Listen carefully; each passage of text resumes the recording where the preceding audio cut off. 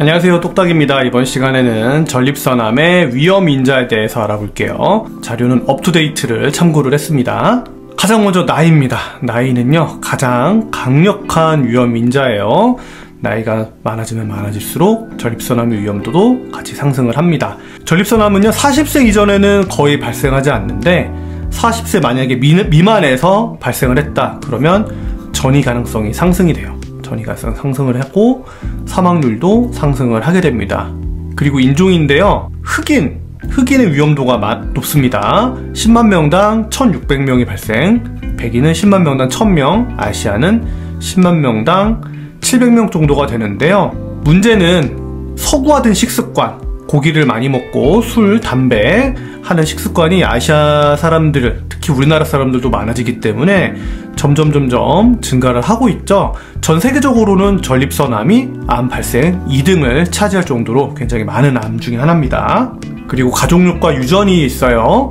아주 강력한 유전적인 요소 유전이 됩니다. 65세 미만에 진단받은 직계가족, 아버지께서 50대나 60대 때 진단을 받았다 그러면 아들이 진단될 확률이 그만큼 높아지는 거고요. 유방암 가족력이 있는 분들에게서도 이 전립선암의 위험도는 상승을 한다고 돼 있어요. 어떤 먹거리를 먹으면 전립선암 잘 걸리고 어떤 먹거리를 먹으면 보호가 되는지를 연구한 내용인데요.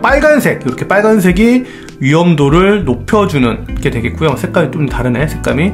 그리고 파란색은 예방해주는 효과가 있는 겁니다. 그리고 검은색은 아직 좀 논란이 있는 내용인데 하나씩 보면은 동물성 지방, 특히 붉은 고기 위주로 섭취하는 서구 쪽에서 그렇죠. 스테이크 좋아한다든지 붉은 고기 드시는 분들 위험도가 높아지고요. 야채는 예방을 해주는 겁니다. 좋은 거예요. 야채 예방해주고, 토마토는 아마 아시는 분들은 라이코펜 때문에 전립선암에 도움이 된다라고 알고 계실 텐데, 대규모 연구를 했을 때는 논란이 좀 있다고 해요. 예방이 잘 된다, 아니면 예방 효과가 없다, 이런 식으로 논란이 있는데, 논란 자체가 있긴 하지만 토마토 자체가 워낙에 좋은 식품이잖아요. 비타민도 많고 하기 때문에 저는 토마토 나쁘지 않은 것 같아요. 그럼 토마토는 추천드리고요. 콩은 대두를 많이 먹는 아시아 사람들에게서 전립선암 발생 위험도가 낮은 걸 봐서는 도움이 되지 않겠느냐라는 연구들이 나왔어요. 그래서 콩 도움이 되고요.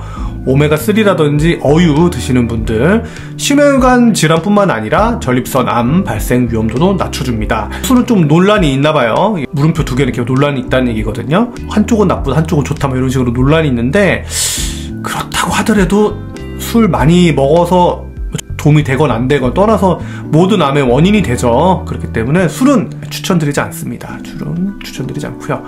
커피는 예방 효과가 있다고 해요. 그리고 종합 비타민제도 이것도 논란이 좀 있습니다. 셀레늄이라든지 종합 비타민을 장복했을 때 위험도에 대해서는 도움된다 안 된다 이런 얘기가 있는데, 이거는 좀 논란이 있는 걸로 보여지고요.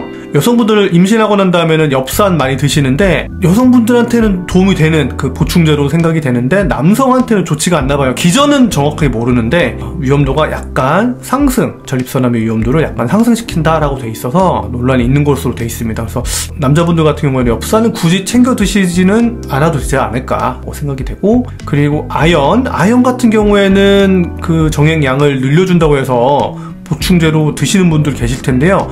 10년 이상 장복을 할 경우, 그리고 일정 용량 이상을 복용하게 될 경우에는 각각 2배 이상의 전립선 위험도를 상승시킨다고 합니다. 그래서 아연 보충제로 드시는 분들은 전립선암 위험도가 상승한다는 것을 좀 알고 복용을 하셔야 될 것 같아요. 그리고 흡연인데요, 만병의 근원이죠. 위험도 상승시키고 예후도 안 좋게 만듭니다. 그리고 고분화암이라고 해서 저분화암의 치료가 더 쉽고 잘 되거든요. 고분화암, 암의 분화가 더 높으면 높을수록 치료가 잘 안 되고 더 안 좋은 암으로 되거든요. 이게 더 증가를 합니다. 그래서 전립선암이 진단이 됐다 그러면 금연을 강력하게 권장하는 이유가 예후에도 영향을 미치기 때문에 금연을 하셔야 되겠어요. 그리고 호르몬인데요, 성호르몬 연구, 안드로젠이나 테스토스테론을 가지고 연구를 했을 때 연관성은 크게 없다라고 나왔고요. 인슐린과 인슐린 유사 성장인자가 체내에 높으면 높을수록 연관성이 전립선암 발생 위험도가 상승을 하는 것으로 밝혀졌습니다.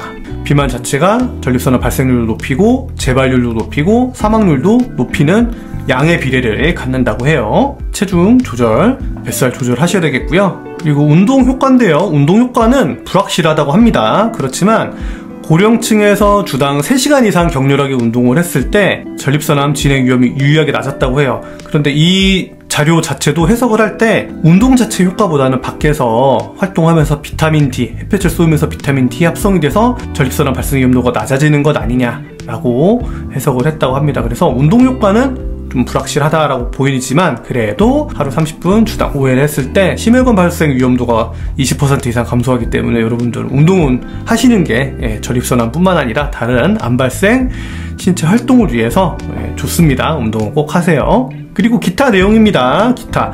전립선염이 있으면 전립선암이 발생하느냐? 그것은 불확실하다고 해요.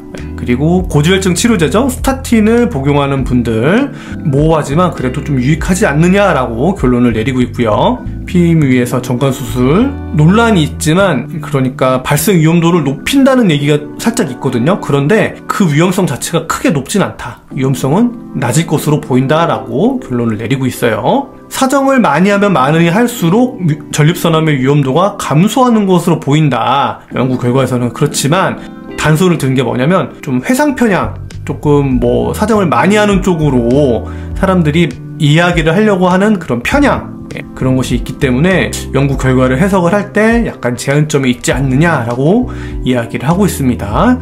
그리고 불임 남성이 전립선암이 잘 걸리냐, 이것도 이제 불확실하다고 합니다. 기타 내용들을 알아봤고요. 자, 이번 시간에는 전립선암 위험 인자에 대해서 업투데이트를 통해서 알아봤고요. 몰랐던 사실도 있고 알고 계셨던 사실도 있었을 것 같은데 한번 알고 지나가자는 의미에서 준비를 해봤습니다. 건강하세요. 똑딱이었습니다.